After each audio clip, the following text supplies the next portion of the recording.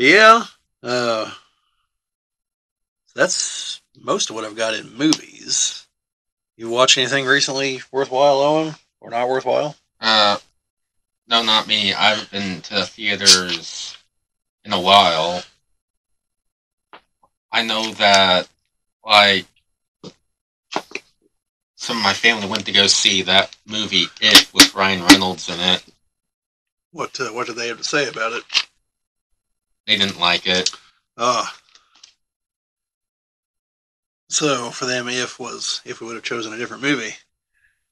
Yeah, it was allegedly, from what they told me, it was just predictable the entire way. Yeah. See, I'm torn on that concept of predictability because to kind of bring this back to Star Wars, I think like with the sequel trilogy, the part of the biggest problem is that like okay, The Force Awakens, it's predictable once you get into it because you realize they're just remaking A New Hope. The problem is we don't want that, but we still want to be in the safe space of Star Wars.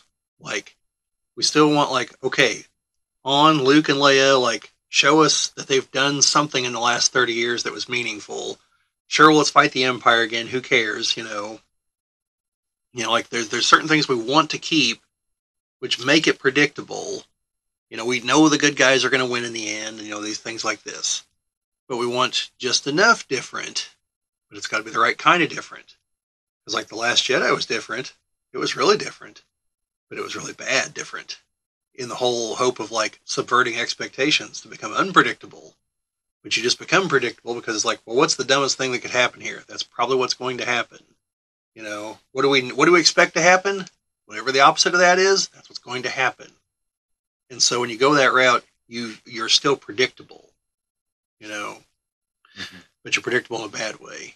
But like, say we gave Rian Johnson like, all right, make a movie off over here, in like I don't know, somewhere in the galactic core, some worlds we've never seen, and like a plot line that we don't know anything about, some smugglers and this, that, and the other, just bare bones Star Wars stuff. But other than that, run with it.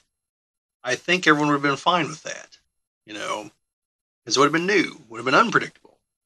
But like for the main story, we want closure, which means it's going to probably be predictable.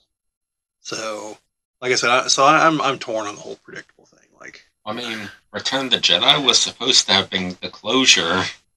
well, sure, but since we're going to keep going, like, Keep going with the sequel trilogy. yeah, kind of like Indiana Jones, the Dial of Destiny. Like the Last Crusade was supposed to be closure. It's there in the title, but you know we didn't, so we're going to keep going.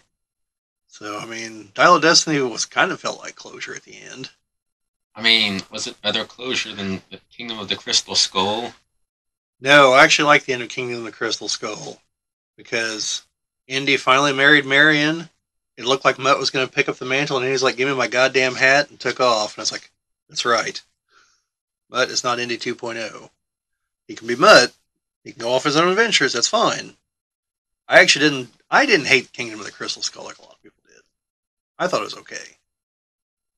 There were parts I thought were stupid for sure, like the vine swinging scene, but and like whenever Indy's being sucked into the quicksand, all of a sudden decide to go into professor mode and explain that it's really like a dry pack or something. And I'm like, you should be more concerned about saving your life and not making sure Mud understands what's about to kill you.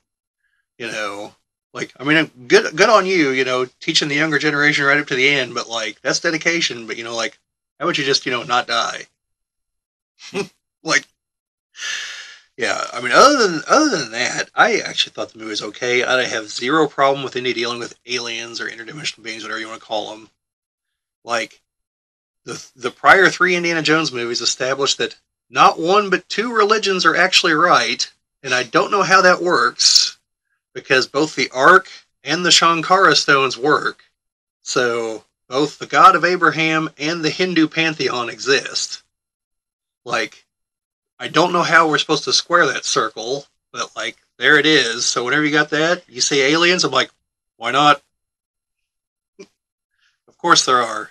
They probably have their own gods too, you know. And I mean, Dial of Destiny just went with that ship. Yeah, yeah. I mean, I thought a lot of Dial of Destiny was okay. You know, I thought Indy, you know, like whenever they escape from the boat, and the woman's like, "Oh, we made it," and Indy's sitting back there like, "My friend just got killed back there." Like that's what I expect Old Man Indy to sound like. You know, like I've had enough of this crap. Like I've lost a lot of friends along the way. Like I'm tired of losing them, and you're over here acting like this is some big shot adventure. Like we're only doing this because you're a dumbass at things. Like, yeah, I thought that was okay. I think Indy should have been allowed to stay behind if he truly wanted to.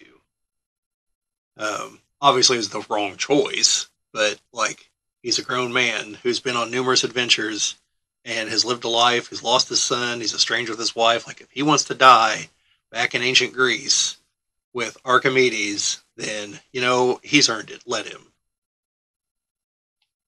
You know, I'm. That's just the way I look at it. But on the flip side, since he did come back, and it looks like Marion was going to get back with him, all right. Also, Harrison Ford is in fantastic shape for an 80-year-old man.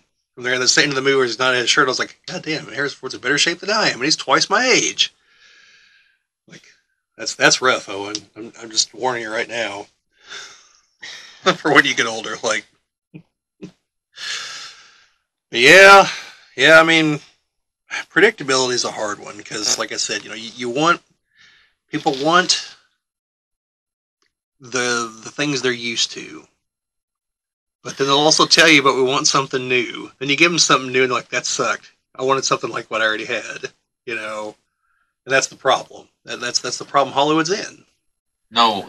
We want you to reuse the tropes, just not those tropes. Yeah, or just like not in the same order, you know, like mix things around. You know, I don't know what they are, but supposedly there's only like 7 plots, and like everything's just a rehashing, recombination of all of them. So I really should look up what those are someday. But yeah, I mean, you know, like I said, it's hard because like if you're too predictable, then everyone's like, ah, it's solid, it's predictable. I don't like it, you know. But then if you're the Last Jedi, where you're kind of unpredictable, everyone's like, what the hell's this? You know, why'd you ruin Luke? Why'd you do this? You know, it's like, well, you wanted something different, yeah, but not that. We're not trying to say The Last Jedi is a good movie. No, absolutely not. It's bad, very bad. Yeah. Thank you for watching. This has been a Geek Cabal video, Echoes of a Whisper. This has been a clip from one of our podcasts. The link to the actual podcast this is from is in the description of the video if you want to see the entire thing, which we obviously encourage you to do. But otherwise, if you enjoyed what you saw, you know, a thumbs up is always appreciated. Subscriptions and all the rest is definitely appreciated. Comments, as always.